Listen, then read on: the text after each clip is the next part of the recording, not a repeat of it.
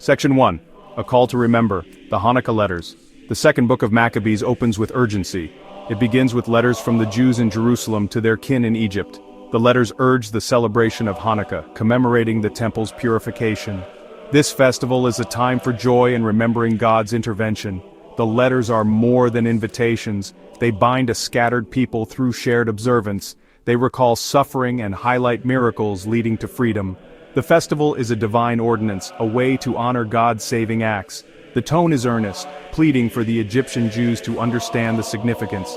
The survival of their faith was at stake.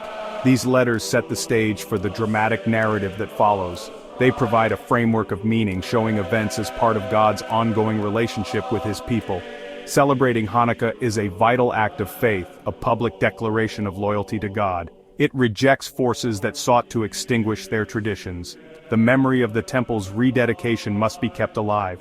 It is a beacon of hope for future generations. The inclusion of these letters connects the reader to the living tradition. The stories of heroism and martyrdom are the foundation of present religious practice. The call to celebrate Hanukkah is a call to participate in the ongoing story of salvation. It emphasizes the importance of communal memory. The past shapes the present and the future. Section 2, The Historian's Task, Jason of Cyrene's Record. The narrative that unfolds is an abridgment of Jason of Cyrene's lost 5-volume history. The epitomist aimed to create a compelling, accessible account to inspire readers. Jason meticulously gathered accounts of the Jewish struggle under Antiochus IV Epiphanes. His perspective was deeply religious, seeing God's hand in every event. Miracles were central to his understanding of history. The epitomist shares this worldview, selecting episodes that highlight divine intervention. Second Maccabees is distinct from First Maccabees, filled with dramatic flair and emotional intensity. The author praises heroes and condemns villains passionately. This approach engages the reader emotionally, making the past come alive. The suffering of the martyrs is portrayed in graphic detail. The epitomist's intention is clear, to provide an enjoyable, memorable, and spiritually profitable narrative. The book is a form of religious instruction, woven into a gripping story. It teaches about God's justice, the importance of faithfulness to the law, and the hope of resurrection. Jason's work, through this skilled abridgment, became a powerful tool for strengthening Jewish faith in challenging times. The stories are meant to be felt, not just understood intellectually. The epitomist's selection of episodes emphasizes divine intervention. The narrative aims to inspire readers with tales of faith and divine power. The book serves as a reminder of God's ongoing relationship with his people. It reinforces the importance of communal memory and faith. Section 3, Heaven's Shield, the Temple Protected from Heliodorus. Before Antiochus IV's reign, a significant event foreshadowed God's care over the temple. Heliodorus, sent by King Seleucus IV to seize temple treasures, faced divine intervention. As he prepared to enter the treasury, a magnificent horse with a fearsome rider appeared. The horse struck Heliodorus, and 2 radiant young men flogged him. Heliodorus collapsed, struck blind and helpless. His guards, witnessing the divine protectors, were powerless to assist. The high priest Onias prayed for Heliodorus, who was then told to thank Onias. Heliodorus, his sight restored, returned to the king, testifying to the God of Israel's power. He warned that the temple was under divine protection. This episode showed that the temple was God's dwelling place on earth. God himself would defend its sanctity. This story provided immense comfort and courage to the Jews in later, darker times. It reinforced the belief in divine protection. The event served as a powerful reminder of God's watchful care. The miraculous intervention highlighted the temple's sacredness. The story emphasized the importance of faith and prayer. It demonstrated that God's power was supreme. Section 4.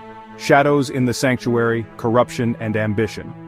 Internal decay also threatened Jewish faith and the temple. Ambition and greed corrupted the high priesthood. Jason, brother of the legitimate high priest Onias III, sought the position through bribery. He promoted Hellenism, building a gymnasium near the temple. Jason's tenure was short-lived as Menelaus outbid him. Menelaus, not from a priestly family, seized the high priesthood through treachery. He plundered sacred vessels to pay the king. Onias III condemned this act and was murdered at Menelaus's instigation. This period of internal strife weakened the spiritual fabric of Jerusalem. Leaders compromised their sacred heritage for personal gain. This environment emboldened Antiochus IV. The path was paved for devastating persecution. The sanctuary was defiled from within before the external enemy struck. The leadership undermined the faith they were meant to protect. The pursuit of personal power weakened the community. The internal corruption made the community vulnerable. The period was a dark chapter in Jewish history. Section 5. The storm breaks. Antiochus IV unleashes terror. Antiochus IV, frustrated by setbacks in Egypt, turned his fury upon Jerusalem. He marched on the city as a conqueror, aiming to crush resistance. His soldiers slaughtered inhabitants for 3 days. Tens of thousands were massacred, others taken captive. Antiochus, guided by Menelaus, desecrated the temple. He plundered its treasures and issued decrees to eradicate Judaism. Observance of the Sabbath and festivals was forbidden. Circumcision was outlawed and Torah copies were destroyed. The temple was rededicated to Olympian Zeus. Swine were sacrificed there, a profound desecration.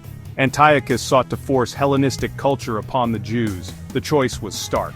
Abandon faith or face death. Many complied out of fear, but others resolved to resist. This period of intense suffering tested the Jewish people. It set the stage for acts of incredible bravery and martyrdom. The storm had broken with unimaginable ferocity. The persecution was extreme and relentless.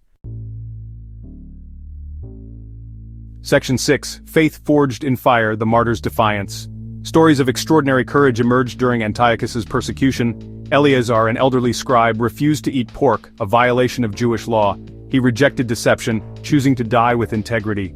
Eleazar's martyrdom became a powerful symbol of resistance. The story of the 7 brothers and their mother is the most famous. They refused to eat pork and were tortured and killed. They expressed belief in God's justice and hope in resurrection. Their mother encouraged them to remain faithful. She too was executed after her last son died. Their collective martyrdom was a profound act of witness. It demonstrated their commitment to God and His law. Their story became a cornerstone of Jewish tradition. It highlighted that true victory lay in spiritual faithfulness. The Martyrs' Defiance inspired others to stand firm. Their faith was more precious than life itself. The narrative emphasized the importance of integrity and faith. The martyrs' stories were a testament to unwavering belief. Section 7. The Hammer of God. Judas Maccabeus rises. The catalyst for armed revolt came from Modin. Mattathias, an elderly priest, refused to offer pagan sacrifice. He killed a Jew who complied and the king's official. He fled to the hills with his sons, sparking the Maccabean revolt. Leadership passed to his son Judas, a brilliant strategist. Judas, nicknamed Maccabeus, the Hammer, led a small band of fighters. They waged a successful guerrilla war relying on terrain knowledge and faith. Judas achieved stunning victories against Antiochus's generals. 2 Maccabees emphasizes divine assistance in these victories. Angels were said to fight alongside the Jewish forces. Prayers and Sabbath observance were crucial to their success. Judas inspired his men with courage and faith. The victories demonstrated that Antiochus's forces were not invincible. Hope was rekindled among the Jewish people. Judas was seen as an instrument of God's will. He was the hammer chosen to restore righteousness. His leadership was pivotal in the struggle for religious freedom. Section 8. The Tyrant's Agony. Divine Justice for Antiochus. While Judas achieved victories, Antiochus IV campaigned in Persia. News of defeats and the retaking of Jerusalem reached him. Filled with rage, he hurried back, intending greater fury. Divine justice intervened. He was struck by a terrible illness. 2 Maccabees describes his suffering in graphic detail. His body rotted, and worms swarmed from him. The stench was overpowering, and he was plagued by despair. Antiochus reportedly acknowledged the Jewish God's power. He made vows to adorn the temple and grant privileges to Jews. However, his deathbed pronouncements were too late. His suffering was seen as divine punishment. Antiochus died a miserable death, consumed by regret. His demise contrasted with the martyrs' hopeful deaths. The persecutor received his due, reinforcing God's justice. The account served as a warning to future tyrants. It emphasized that God would defend his people. Divine retribution was a central theme in the Maccabean story. Section 9. Light restored, the temple reclaimed, and Hanukkah's dawn. Jewish forces led by Judas Maccabeus regained control of Jerusalem. Their first priority was the defiled temple. They set about cleansing and purifying the sanctuary. Judas chose blameless priests for the sacred work. They dismantled the pagan altar and repaired damages. New holy vessels were crafted. A small cruse of consecrated oil miraculously burned for 8 days. This miracle became central to Hanukkah. On the 25th day of Kislev, the temple was rededicated. The people celebrated for 8 days, mirroring Solomon's temple dedication. Judas decreed that these days be observed annually as Hanukkah. The festival commemorated the miraculous victory and rededication. Light had overcome darkness, faith triumphed over oppression. The temple was once again pure and dedicated to God. The epilogue of 2 Maccabees recounts further victories.